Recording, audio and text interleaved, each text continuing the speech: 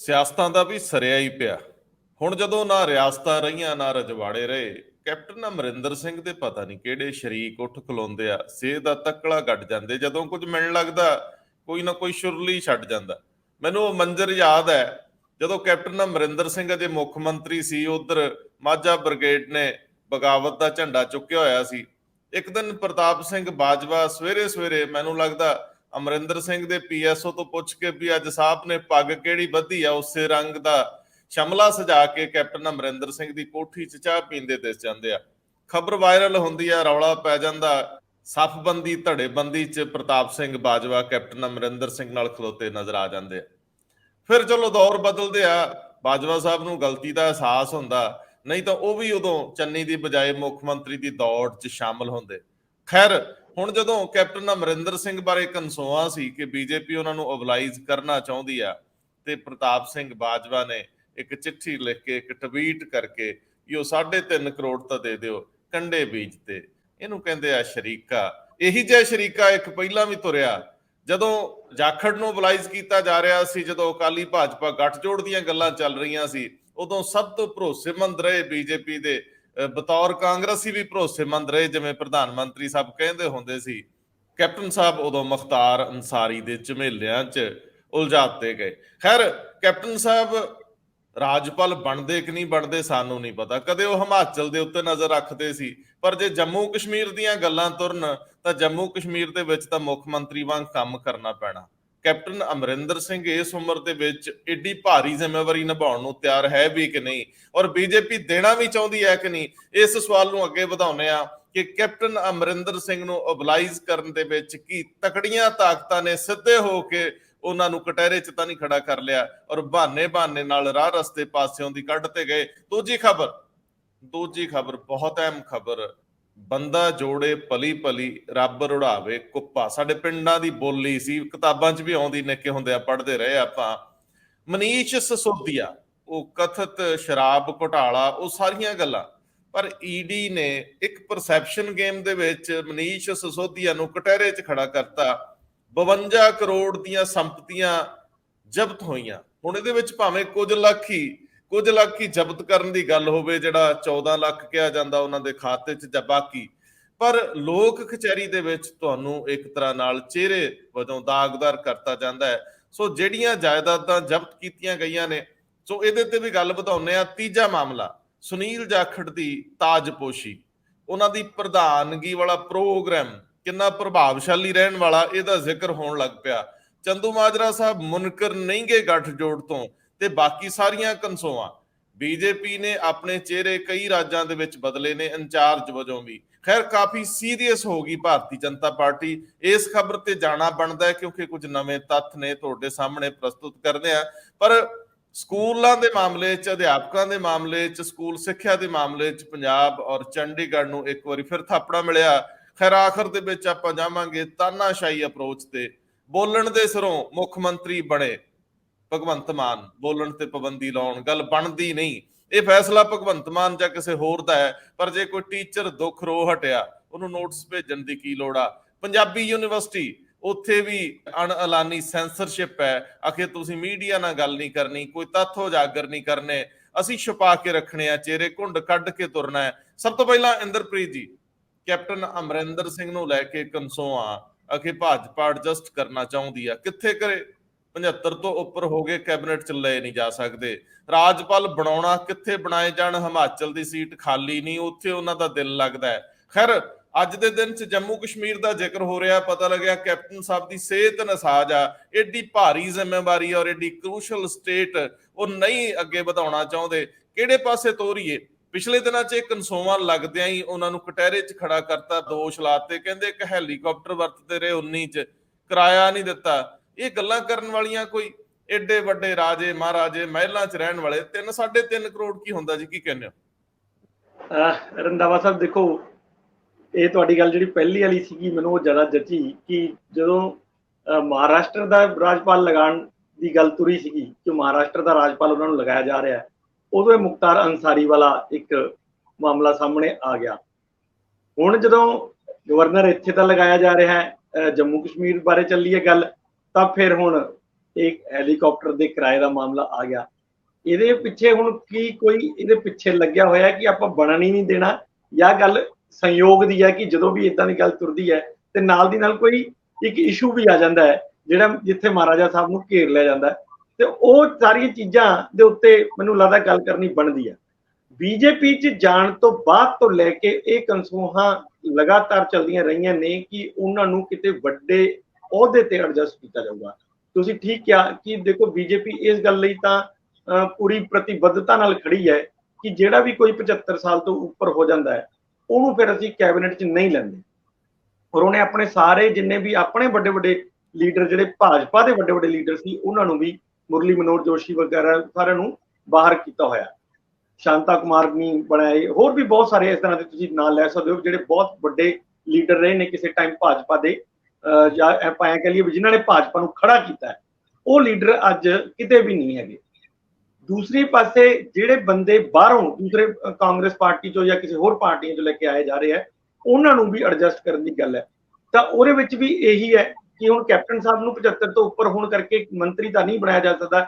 ਬੇਸ਼ੱਕ ਰੀਸ਼ਫਲ ਕੀਤੇ ਜਾਣ ਦੀ ਗੱਲ ਚੱਲ ਰਹੀ ਹੈ, ਪਰ ਉਹਨਾਂ ਨੂੰ ਗਵਰਨਰ ਲਗਾਉਣ ਦੀਆਂ ਕਨਸੂਆਂ ਬਾਰ-ਬਾਰ ਆਈ ਜਾਂਦੀਆਂ ਨੇ। ਪਰ ਇਹਦੇ ਵਿੱਚ ਦੋ ਗੱਲਾਂ ਨੇ ਜੀ ਰੰਧਾਵਾ ਸਾਹਿਬ। ਇੱਕ ਤਾਂ ਇਹ ਕਿ ਕੈਪਟਨ ਸਾਹਿਬ ਦੀ ਜਿਹੜੀ ਸਿਹਤ ਹੈ ਹੁਣ ਉਦਾਂ ਦੀ ਨਹੀਂ ਰਹੀ ਕਿ ਉਹ ਜ਼ਿਆਦਾ ਕੰਮ ਕਰ ਸਕਣ। ਤਾਂ ਹੁਣ ਠੀਕ ਹੈ, ਗਵਰਨਰ ਤਾਂ ਲਗਾਏ ਜਾ ਸਕਦੇ ਆ ਕਿਤੇ ਵੀ, ਮਤਲਬ ਉਹ ਇਸ ਤਰ੍ਹਾਂ ਦੀ ਸਟੇਟ ਜਿਵੇਂ ਹਿਮਾਚਲ ਹੋ ਗਿਆ ਜਾਂ ਮਹਾਰਾਸ਼ਟਰ ਹੋ ਗਿਆ, ਛੱਤੀਸਗੜ੍ਹ ਹੋ ਗਿਆ, ਇਸ ਤਰ੍ਹਾਂ ਦੀ ਕੋਈ ਸਟੇਟ ਜਿੱਥੇ ਉਹਨਾਂ ਕੰਮ ਨਹੀਂ।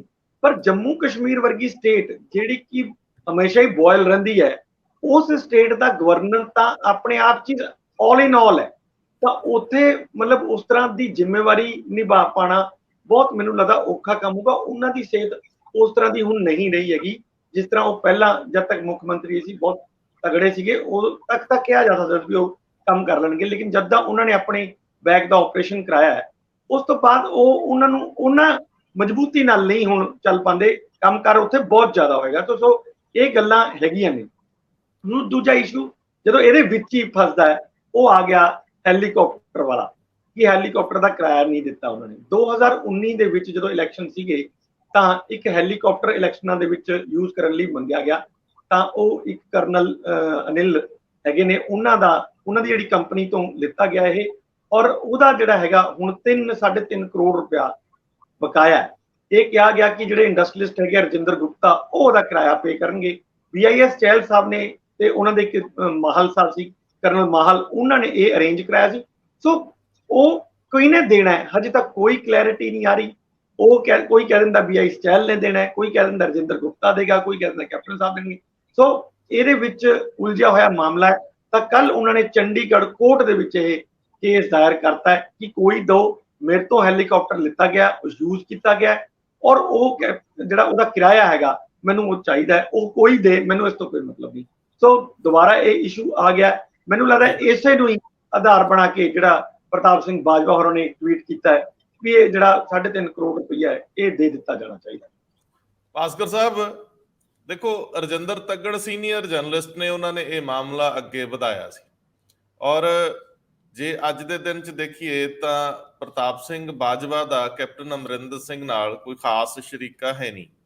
ਸ਼ਰੀਕਾ ਸੀ, ਉਹ ਸੱਤਾਧਾਰੀ ਧਿਰ ਦੇ ਵੱਡੇ ਲੀਡਰ ਹੋਣ ਦੇ ਬਾਵਜੂਦ ਖੂੰਜੇ ਲਾ ਕੇ ਰੱਖੇ ਸੀ ਕੈਪਟਨ ਕੈਂਪ ਨੇ, ਕਿਉਂਕਿ ਮਾਝਾ ਬ੍ਰਿਗੇਡ ਮਾਝੇ 'ਚ ਬੜੀ ਕਾਰਜਸ਼ੀਲ ਸੀ ਤੇ ਬਾਜਵਾ ਸਾਹਿਬ ਨੂੰ ਮਾਝੇ ਦੇ ਵਿੱਚ ਵੜਨ ਦੀ ਵੀ ਬਹੁਤੀ ਜ਼ਿਆਦਾ ਇਜਾਜ਼ਤ ਨਹੀਂ ਸੀ। ਖੈਰ ਦੁੱਖ ਤਾਂ ਉਹਨਾਂ ਦੇ ਪੁਰਾਣੇ ਨੇ ਨਿਕਲ ਆਏ। ਮੈਨੂੰ ਇਹ ਸਾਰਾ ਵੈਸੇ ਮਾਮਲਾ ਦੱਸਿਓ ਜ਼ਰੂਰ ਕਿ ਜਿਹੜਾ ਇਹ ਹੈਲੀਕਾਪਟਰ ਲਿਆ ਗਿਆ ਔਰ ਇਹ 19 ਦੀ ਪਾਰਲੀਮਾਨੀ ਇਲੈਕਸ਼ਨ ਲਈ ਲਿਆ ਗਿਆ, ਇਹ ਤਾਂ ਜਦੋਂ ਵੀ ਕੋਈ ਕੰਪਨੀ ਕਿਸੇ ਨੂੰ ਇਸ ਤਰ੍ਹਾਂ ਦੀਆਂ ਸੇਵਾਵਾਂ ਦਿੰਦੀ ਆ, ਸਭ ਲਿਖਤ ਵਿੱਚ ਹੁੰਦਾ, ਤੇ ਇਹਦੇ ਵਿੱਚ ਫਿਰ ਜ਼ਿੰਮੇਵਾਰੀਆਂ ਤੈਅ ਕਿੱਦਾਂ ਹੋਣਗੀਆਂ? ਇਹ ਪੈਸੇ ਦਿੱਤੇ ਕਿਉਂ ਨਹੀਂ ਗਏ?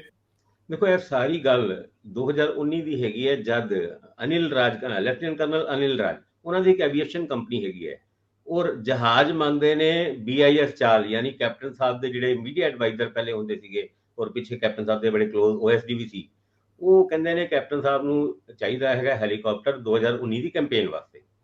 ਲੇਕਿਨ ਉਹ ਹੈਲੀਕਾਪਟਰ ਪੂਰੇ ਦੇਸ਼ ਦੇ ਵਿੱਚ ਅਵੇਲੇਬਲ ਨਹੀਂ ਹੁੰਦੇ ਕਿਉਂਕਿ BJP ਸਾਰੇ ਹੈਲੀਕਾਪਟਰ ਬੁੱਕ ਕਰ ਚੁੱਕੀ ਸੀਗੀ। ਕੈਪਟਨ ਸਾਹਿਬ ਵਾਸਤੇ ਕਰਨਲ ਅਨਿਲ ਰਾਜ ਉਹਨਾਂ ਚੇਚੇ ਤੌਰ ਤੇ ਤੇਲੰਗਾਨਾ ਦੇ ਵਿੱਚ ਭੇਜਿਆ ਗਿਆ ਹੈਲੀਕਾਪਟਰ ਵਾਪਸ ਬੁਲਾਉਂਦੇ ਨੇ। 4 ਕਰੋੜ ਰੁਪਇਆ ਕੰਪਨਸੇਸ਼ਨ ਦਿੰਦੇ ਨੇ ਇਸ ਗੱਲ ਦਾ ਕਿ ਤੁਹਾਨੂੰ ਅਸੀਂ ਹੈਲੀਕਾਪਟਰ ਨਹੀਂ ਦੇ ਸਕਦੇ, ਤੇ ਫਿਰ ਪ੍ਰੋਵਾਈਡ ਕਰਾਇਆ ਜਾਂਦਾ ਹੈ ਕੈਪਟਨ ਸਾਹਿਬ ਨੂੰ ਇਹ ਹੈਲੀਕਾਪਟਰ। ਰਜਿੰਦਰ ਗੁਪਤਾ ਹੋਣਾ ਫੇਮਸ ਇੰਡਸਟਰੀਲਿਸਟ ਨੇ ਔਰ ਇੱਕ ਬੋਰਡ ਦੇ ਚੇਅਰਮੈਨ ਵੀ ਰਹਿ ਚੁੱਕੇ ਨੇ, ਉਹਨਾਂ ਦੇ ਘਰ ਦੇ ਵਿੱਚ ਇਹ ਡੀਲ ਹੁੰਦੀ ਹੈ, ਵਿੱਚ ਕੈਪਟਨ ਸਾਹਿਬ ਵੀ ਬਹਿੰਦੇ ਨੇ। ਜਿਹੜਾ ਅਨਿਲ ਰਾਜ ਉਹਨਾਂ ਦਾ ਕਹਿਣਾ ਹੈ, ਸਾਨੂੰ ਨਹੀਂ ਪਤਾ ਕੀ ਗੱਲ ਹੋਈ ਕੀ ਨਹੀਂ ਹੋਈ, ਲੇਕਿਨ ਉਹਨਾਂ ਦਾ ਦੁੱਖ ਉਹ ਇਸ ਗੱਲ ਤੋਂ ਛਲਕਦਾ ਹੈ ਕਿ ਜਦ ਰਜਿੰਦਰ ਗੁਪਤਾ ਉਹਨਾਂ ਦੇ ਘਰ ਇਹ ਡੀਲ ਹੋਈ, ਉਹਨਾਂ ਦੇ ਬੇਟੇ ਦੀ ਅਭਿਸ਼ੇਕ ਗੁਪਤਾ, ਉਹਨਾਂ ਦੀ ਇੱਕ ਕੰਪਨੀ ਹੈਗੀ ਹੈ, ਉਸ ਕੰਪਨੀ ਦੇ ਨਾਲ ਐਗਰੀਮੈਂਟ ਤਿਆਰ ਕੀਤਾ ਗਿਆ ਔਰ ਉਹ ਹੈਲੀਕਾਪਟਰ ਦੇ ਦਿੱਤਾ ਗਿਆ। ਲੇਕਿਨ ਉਹ ਐਗਰੀਮੈਂਟ ਤੇ ਉੱਤੇ ਸਾਈਨ ਹੋਣੇ ਸੀਗੇ ਉਸ ਤੋਂ ਪਹਿਲੇ ਅਨਿਲ ਰਾਜ ਉਹਨਾਂ ਦੀ ਮਾਤਾ ਜੀ ਦਾ ਦੇਹਾਂਤ ਹੋ ਜਾਂਦਾ, ਉਹਨਾਂ ਨੂੰ ਆਸਟ੍ਰੇਲੀਆ ਜਾਣਾ ਪੈਂਦਾ ਹੈ। ਪਿੱਛੇ ਉਹ ਆਪਣੇ ਹੀ ਇੱਕ ਐਵੀਏਸ਼ਨ ਕੰਪਨੀ ਦੇ ਕਰਨਲ RPS ਮਾਹਲ ਉਹਨਾਂ ਦੀ ਡਿਊਟੀ ਲਾ ਜਾਂਦੇ ਨੇ, ਜੋ ਇਨਸ਼ੋਰ ਕਰਦੇ ਨੇ ਕਿ ਸਭ ਕੁਝ ਪੇਮੈਂਟ ਠੀਕ ਠਾਕ ਹੋਏਗੀ, ਤੁਸੀਂ ਟੈਨਸ਼ਨ ਨਾ ਲਓ। ਲੇਕਿਨ ਜਦੋਂ ਵਾਪਸ ਆਉਂਦੇ ਨੇ ਤੇ ਅੱਜ ਤੱਕ ਉਹ ਪੇਮੈਂਟ ਕਿਹਦੇ ਤੋਂ ਲੈਣ ਉਹਨਾਂ ਨੂੰ ਨਹੀਂ ਸਮਝ ਆ ਰਿਹਾ। ਜਦ BIS ਚਾਲ ਕੋਲ ਜਾਂਦੇ ਸੀਗੇ ਤੇ ਉਹ ਕਹਿੰਦੇ ਸੀਗੇ ਵੀ ਤੁਸੀਂ ਰਜਿੰਦਰ ਗੁਪਤਾ ਉਹਨਾਂ ਕੋਲ ਲਓ। ਰਜਿੰਦਰ ਗੁਪਤਾ ਉਹਨਾਂ ਨੇ ਵੀ 1 ਕਰੋੜ ਰੁਪਇਆ ਦੇ ਕੇ ਕਿਹਾ ਕਿ ਬਾਕੀ ਦੀ ਪੇਮੈਂਟ ਤੁਹਾਨੂੰ ਬਾਅਦ ਚੋਂ ਦੇ ਦਾਂਗੇ। ਹੁਣ ਬਕਾਇਆ 2 ਕਰੋੜ 10 ਲੱਖ ਰੁਪਏ ਦੀ ਪੇਮੈਂਟ ਬਕਾਇਆ ਬਕੌਲ ਅਨਿਲ ਰਾਜ ਉਹਨਾਂ ਦੇ, ਉਹ ਹਜੇ ਤੱਕ ਦਿੱਤੀ ਨਹੀਂ ਗਈ। ਹੁਣ ਪ੍ਰਤਾਪ ਸਿੰਘ ਬਾਜਵਾ ਜਿਨ੍ਹਾਂ ਨੇ ਫੋਟੋ ਖਿਚਾਈ ਸੀ, ਉਹ ਵੀ ਤਦ ਜਦ ਕੈਪਟਨ ਅਮਰਿੰਦਰ ਸਿੰਘ ਨੂੰ ਹਟਾਇਆ ਜਾਣਾ ਤਾਂ ਲਗਭਗ ਤੈਅ ਸੀਗਾ, ਉਹ ਵੀ ਹੁਣ ਚਿੱਠੀ ਲਿਖ ਕੇ ਜਾਂ ਟਵੀਟ ਕਰਕੇ ਇਹ ਗੱਲ ਕਹਿ ਰਹੇ ਨੇ ਵੀ 3.5 ਕਰੋੜ ਰੁਪਏ ਦਿੰਦੇ ਕਿਉਂ ਨਹੀਂ ਕੈਪਟਨ ਸਾਹਿਬ। ਔਰ ਉਹ ਇਹ ਗੱਲਾਂ ਵੀ ਤਦ ਚੱਲ ਰਹੀ ਹੈ ਜਦ ਇਹ ਵੀ ਖਬਰ ਨਸ਼ਰ ਹੁੰਦੀ ਹੈ ਕਿ ਜੰਮੂ ਕਸ਼ਮੀਰ ਦੇ ਲੈਫਟੀਨੈਂਟ ਗਵਰਨਰ ਲਾਇਆ ਜਾ ਸਕਦਾ ਹੈ, ਕਿਉਂਕਿ ਹੁਣ ਉਹ ਸੂਬਾ ਨਹੀਂ ਰਿਹਾ, ਉਹ ਸਟੇਟ ਨਹੀਂ ਰਿਹਾ। ਉੱਥੇ ਹੁਣ ਮਨੋਜ ਸਿਨਹਾ ਉਹਨਾਂ ਬਤੌਰ ਲੈਫਟੀਨੈਂਟ ਗਵਰਨਰ ਨੇ, ਜੋ ਲੱਗਦਾ ਹੈ ਕਿ ਕੇਂਦਰ ਸਰਕਾਰ ਹਟਾਉਣ ਵਾਲੀ ਹੈ। ਔਰ ਉਸ ਤੋਂ ਪਹਿਲੇ ਆਰਿਫ ਮੁਹੰਮਦ ਖਾਨ ਜਿਹੜੇ ਕੇਰਲਾ ਦੇ ਗਵਰਨਰ ਹੈ, ਉਹਨਾਂ ਨੂੰ ਵੀ ਬਦਲਣ ਦੀ ਤਿਆਰੀ ਚੱਲ ਰਹੀ ਹੈ, ਜਿਸ ਤਰ੍ਹਾਂ ਦੀ ਖਬਰਾਂ ਛਪ ਰਹੀ ਹੈ। ਹੁਣ ਨਵੀਂ ਪਜਾਮੀ ਸਵਾ ਕੇ ਕੈਪਟਨ ਸਾਹਿਬ ਕੀ ਗਵਰਨਰ ਬਣਨਗੇ, ਹੁਣ ਪਤਾ ਨਹੀਂ। ਲੈਫਟੀਨੈਂਟ ਗਵਰਨਰ ਬਣਨ ਤੋਂ ਪਹਿਲੇ ਵੀ ਉਹ ਮਹਾਰਾਸ਼ਟਰ ਦੀ ਫਲਾਈਟ ਨੂੰ ਉਹ ਮਿਸ ਕਰ ਗਏ ਸੀ। ਐਤਕੀ ਕਸ਼ਮੀਰ ਵਾਲੀ ਸਾਈਡ ਜਿੱਥੋਂ ਪਾਕਿਸਤਾਨ ਤੋਂ ਠੰਡੀਆਂ ਹਵਾਵਾਂ ਆਉਂਦੀਆਂ ਵੀ ਆ ਤੇ ਜਾਂਦੀਆਂ ਵੀ ਆ, ਉੱਥੇ ਹੁਣ ਕੈਪਟਨ ਸਾਹਿਬ ਰਾਜ ਭਵਨ ਦੇ ਵਿੱਚ ਸਰਕਾਰ, ਤੁਸੀਂ ਇੰਦਰਪ੍ਰੀਤ ਉਹਨਾਂ ਨੇ ਕਿਹਾ ਕਿ ਜੀ ਉਹਨਾਂ ਦੀ ਉਮਰ ਜ਼ਿਆਦਾ ਹੋ ਗਈ ਹੈ। ਦੇਖੋ ਮੁੱਖ ਮੰਤਰੀ ਦੇ ਤੌਰ ਤੇ ਕੰਮ ਕਿੱਦਾਂ ਕਰਨਾ ਹੈ ਕੈਪਟਨ ਸਾਹਿਬ ਨੇ ਚੰਗੀ ਤਰੀਕੇ ਨਾਲ ਸਿੱਖਿਆ ਹੋਇਆ ਹੈ। ਉਹਦੇ ਵਾਸਤੇ ਬੜੀ ਭੱਜ ਦੌੜ ਨਹੀਂ ਕਰਨੀ ਪੈਂਦੀ ਔਰ ਉਹਦੇ ਵਾਸਤੇ ਕੋਈ ਬਹੁਤਾ ਕੰਮ-ਕੁਮ ਕਰਨ ਦੀ ਲੋੜ ਨਹੀਂ।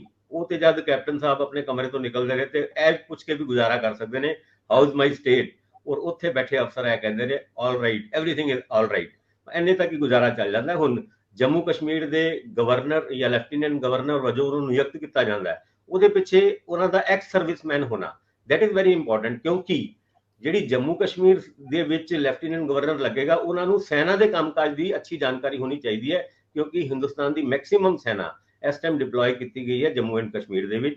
ਇਹ ਸਾਰੀ ਗੱਲਾਂ ਦੇ ਵਿੱਚ ਜਦ ਤੱਕ ਕੈਪਟਨ ਸਾਹਿਬ ਜਹਾਜ਼ ਚੜ੍ਹ ਨਹੀਂ ਜਾਂਦੇ ਤਦ ਤੱਕ ਇਹ ਅਟਕਲਾਂ ਹੀ ਹੈ। ਹੁਣ ਦੇਖੋ ਆਉਣ ਵਾਲੇ ਟਾਈਮ ਵਿੱਚ 18-19 ਤਰੀਕ ਨਾਲ ਇਸ ਮੁੱਦੇ ਦੇ ਉੱਤੇ ਕੋਈ ਫੈਸਲਾ ਹੋਣ ਦੀ ਉਮੀਦ ਹੈ। ਹੁਣ ਕੈਪਟਨ ਸਾਹਿਬ ਵਾਕਈ ਜੰਮੂ ਕਸ਼ਮੀਰ ਦੇ ਵਿੱਚ ਬਤੌਰ ਲੈਫਟੀਨੈਂਟ ਗਵਰਨਰ ਨਿਯੁਕਤ ਕੀਤੇ ਜਾਂਦੇ ਆ ਜਾਂ ਨਹੀਂ, ਪਰ ਉਸ ਤੋਂ ਪਹਿਲੇ ਹੈਲੀਕਾਪਟਰ ਦੀ ਗੱਲਾਂ ਚੱਲੀਆਂ, ਪਤਾ ਨਹੀਂ ਹੁਣ ਜਹਾਜ਼ ਮਿਲੂਗਾ ਕਿ ਨਹੀਂ। ਦੇਖੋ ਡੋਮੈਸਟਿਕ ਤੌਰ ਤੇ ਜਿਹੜੀ ਵਾਕਈ ਆਰਮੀ ਆ ਉਹ ਜੰਮੂ ਕਸ਼ਮੀਰ 'ਚ ਸਭ ਤੋਂ ਵੱਧ ਲਗਾਈ ਗਈ ਆ। ਦੂਜਾ ਜਿਹੜਾ ਤੁਸੀਂ ਠੰਡੀਆਂ ਹਵਾਵਾਂ ਦੀ ਗੱਲ ਕਰਦੇ ਹੋ, ਹਵਾਵਾਂ ਤਾਂ ਗਰਮੀ ਰਹਿੰਦੀਆਂ ਨੇ ਉੱਥੇ, ਪਰ ਸਰਦੀ ਦੇ ਵਿੱਚ ਗਰਮੀ ਦੀ ਜ਼ਿਆਦਾ ਲੋੜ ਹੁੰਦੀ ਆ, ਉਹ ਵੀ ਪਹਿਲੂ ਆ।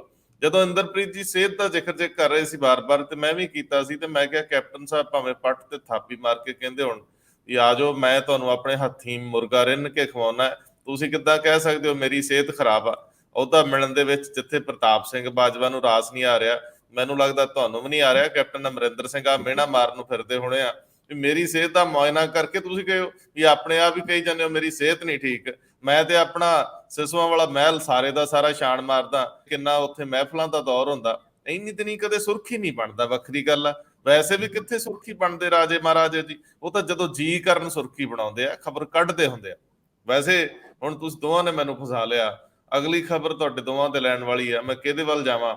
ਭਾਸਕਰ ਸਾਹਿਬ ਸ਼ੁਰੂਆਤ ਤੁਸੀਂ ਕਰਦੇ ਹੋ ਤੇ ਫਿਰ ਆਪਾਂ ਇੰਦਰਪ੍ਰੀਤ ਜੀ ਤੋਂ ਇੱਥੇ ਟਿੱਪਣੀ ਲੈਂਦੇ ਆ ਕਿ ਜਿਹੜੀ ਈਡੀ ਨੇ 52 ਕਰੋੜ ਦੀ ਜਾਇਦਾਦ ਅਟੈਚ ਕੀਤੀ ਆ ਐਕਸਾਈਜ਼ ਮਾਮਲੇ ਦੇ ਵਿੱਚ, ਕਥਿਤ ਐਕਸਾਈਜ਼ ਘੁਟਾਲੇ ਦੇ ਵਿੱਚ ਜਿਹੜਾ ਦਿੱਲੀ 'ਚ ਵਾਪਰਦਾ ਹੈ, ਤੇ ਇਹਦੇ ਵਿੱਚ ਕਈ ਬੰਦੇ ਅਜੇ ਅੰਦਰ ਹੈ, ਜ਼ਮਾਨਤਾਂ ਹੋ ਨਹੀਂ ਰਹੀਆਂ। ਕੱਲ ਦਿਨੇਸ਼ ਅਰੋੜਾ ਜਿਹੜੇ ਨੇ ਉਹਨਾਂ ਨੂੰ ਵੀ ਫੜਿਆ ਗਿਆ। ਇਹ ਦਿਨੇਸ਼ ਅਰੋੜਾ ਉਹੀ ਤਾਂ ਨਹੀਂ ਕਿਤੇ ਜਿਹੜੇ ਕਦੇ ਵਾਦਾ ਮਾਫ ਗਵਾਹ ਬਣੇ ਸੀਗੇ, ਜਿਹੜੇ ਸਰਕਾਰੀ ਗਵਾਹ ਬਣ ਗਏ ਸੀ। ਹੁਣ ਕੀ ਕਾਰਨ ਹੋ ਗਿਆ? ਕਿਤੇ ਇਸ ਤਰ੍ਹਾਂ ਤਾਂ ਨਹੀਂ ਕਿ ਉਹ ਥੋੜਾ ਟੇਢੇ ਮੇਢੇ ਹੋਣ ਨੂੰ ਫਿਰਦੇ ਆ? ਭਾਸਕਰ ਸਾਹਿਬ ਇੱਕ ਥੋੜੀ ਜਾਣਕਾਰੀ ਦੇ ਦਿਓ ਤੇ ਇੰਦਰਪ੍ਰੀਤ ਜੀ ਤੋਂ ਲੈਣੇ ਟਿੱਪਣੀ। ਕੱਲ ਦੀ ਖਬਰ ਦੇ ਹਿਸਾਬ ਨਾਲ 52 ਕਰੋੜ ਦੀ ਪ੍ਰਾਪਰਟੀ ਸਿਸੋਦੀਆ ਹੋਣਾ ਔਰ ਉਹਨਾਂ ਦੇ ਕਥਿਤ ਤਰੀਕੇ ਨਾਲ ਹੋਰ ਐਕਿਊਜ਼, ਜਿਨ੍ਹਾਂ ਐਕਿਊਜ਼ ਦਾ ਨਾਂ ਉਸ FIR ਦੇ ਵਿੱਚ ਸੀਗਾ ਜਦ ਕਦੀ CBI ਨੇ 15 ਲੋਕਾਂ ਦੇ ਖਿਲਾਫ FIR ਦਰਜ ਕੀਤੀ ਸੀ ਔਰ ਆਰੋਪੀ ਨੰਬਰ 1 ਬਣਾਇਆ ਸੀਗਾ ਮਨੀਸ਼ ਸਿਸੋਦੀਆ ਹੋਣਾ। ਉਸ ਤੋਂ ਬਾਅਦ ਉਹਨਾਂ ਦੀ ਅਰੈਸਟ ਹੁੰਦੀ ਹੈ। ਅਰੈਸਟ ਹੋਣ ਤੋਂ ਬਾਅਦ ਅੱਜ ਤੱਕ ਉਹਨਾਂ ਦੀ ਜ਼ਮਾਨਤ ਨਹੀਂ ਹੋ ਪਾਉਂਦੀ ਔਰ ਕੱਲ ਇਹ ਖਬਰ ਨਿਕਲ ਕੇ ਆਉਂਦੀ ਹੈ ਕਿ 52 ਕਰੋੜ ਦੀ ਪ੍ਰਾਪਰਟੀ ਅਟੈਚ ਕਰ ਲਿੱਤੀ ਗਈ। ਇਹਦੇ ਵਿੱਚੋਂ 81 ਲੱਖ ਦੀ ਪ੍ਰਾਪਰਟੀ ਉਹ ਕਥਿਤ ਤੌਰ ਤੇ ਮਨੀਸ਼ ਸਿਸੋਦੀਆ ਉਹਨਾਂ ਦੀ ਤੇ ਉਹਨਾਂ ਦੀ ਪਤਨੀ ਦੇ ਨਾਂ ਤੇ ਹੈਗੀ ਹੈ। ਪਰ ਜਿਹੜੀ ਖਬਰ ਲੱਗਦੀ ਹੈ ਉਹ ਇਸ ਤਰੀਕੇ ਨਾਲ ਲੱਗਦੀ ਹੈ ਕਈ ਅਖਬਾਰਾਂ ਦੇ ਵਿੱਚ ਕਿ 52 ਕਰੋੜ ਦੀ ਮਨੀਸ਼ ਸਿਸੋਦੀਆ ਦੀ ਪ੍ਰਾਪਰਟੀ ਅਟੈਚ ਕਰ ਲਿੱਤੀ ਗਈ। ਸਾਡੇ ਸੁਖਪਾਲ ਸਿੰਘ ਖਹਿਰਾ ਉਹਨਾਂ ਇੱਕ ਟਵੀਟ ਕਰਕੇ ਕਹਿੰਦੇ ਨੇ ਐਦਾਂ ਦਾ ਆਮ ਆਦਮੀ ਰੱਬ ਸਾਰਿਆਂ ਨੂੰ ਬਣਾਏ। ਲੇਕਿਨ ਹੁਣ ਗੱਲ ਇੱਥੇ ਖੜੀ ਹੈ ਕਿ ਇਹ ਖਬਰ 52 ਕਰੋੜ ਦੀ ਉਹਨਾਂ ਦੇ ਖਾਤੇ ਤੇ ਕਿਉਂ ਬੋਲਦੀ ਹੈ। ਪਰ ਚਲੋ, ਇਸ ਤੋਂ ਪਹਿਲੇ ਦਿਨੇਸ਼ ਅਰੋੜਾ ਜਿਨ੍ਹਾਂ ਦੀ ਪ੍ਰਾਪਰਟੀ ਨੂੰ ਅਟੈਚ ਕਰਨ ਦਾ ਜ਼ਿਕਰ ਵੀ ਕੱਲ ਦੀ ਖਬਰ ਦੇ ਵਿੱਚ ਜਾਂ ਜਿਹੜੀ ਛਪੀ ਹੈ ਖਬਰ ਦੇ ਵਿੱਚ ਉਹਦੇ ਵਿੱਚ ਕੀਤਾ ਗਿਆ। ਉਸ ਤੋਂ ਪਹਿਲੇ 2 ਦਿਨ ਪਹਿਲੇ ਇਹ ਵੀ ਖਬਰ ਲੱਗੀ ਸੀ ਕਿ ਦਿਨੇਸ਼ ਅਰੋੜਾ ਨੂੰ CBI ਨੇ ਜਾਂ ED ਨੇ ਦੁਬਾਰਾ ਅਰੈਸਟ ਕਰ ਲਿਆ ਔਰ ਉਸ ਤੋਂ ਪਹਿਲੇ ਉਹਨਾਂ ਨੂੰ ਜ਼ਮਾਨਤ ਵੀ ਇਸ ਆਧਾਰ ਦੇ ਉੱਤੇ ਮਿਲੀ ਸੀਗੀ ਕਿ ਉਹ ਇੱਕ ਸਰਕਾਰੀ ਗਵਾਹ ਦੇ ਤੌਰ ਤੇ ਸਾਰੀ ਚੀਜ਼ਾਂ ਨੂੰ ਐਕਸਪਲੇਨ ਕਰਨਗੇ। ਇਹ ਘੁਟਾਲਾ, ਆਪਾਂ ਤੇ ਕਥਿਤ ਘੁਟਾਲਾ ਹੀ ਕਵਾਂਗੇ, ਇਹ ਕਥਿਤ ਘੁਟਾਲਾ ਹੋਇਆ ਕਿੱਦਾਂ, 2 ਕਰੋੜ 2 ਲੱਖ ਦੀ ਰਿਸ਼ਵਤ ਕਹਿੰਦੇ ਇੱਧਰ ਉੱਧਰ ਹੋਈ, ਉਹ ਹੋਈ ਕਿੱਦਾਂ।